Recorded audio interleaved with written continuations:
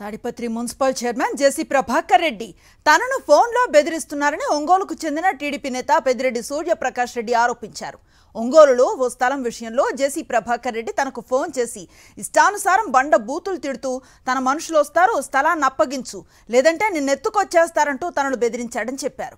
తాడిపత్రిలో లాగా ఒంగోలులో జేసీ ప్రభాకర్ రెడ్డి రాజకీయాలు చేస్తానంటే కుదరదని సూర్యప్రకాష్ రెడ్డి హెచ్చరించారు.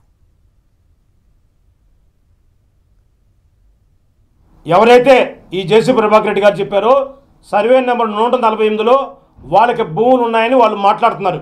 నాది 148/2 అంటే మేసం మెలేసి చెప్తున్నా.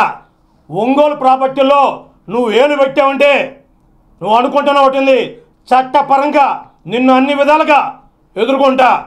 ఏం మాట్లాడుతున్నావు? బెదిరిస్తావా? మరి మా ఇంటి ముందుకు 11 గంటలకు వస్తా అని చెప్పి ఉండమని బెదిరిస్తారా? ఏం మీరు మీ ఉడుతూపులకి ఎవడు భయపడేవాడు లేడు.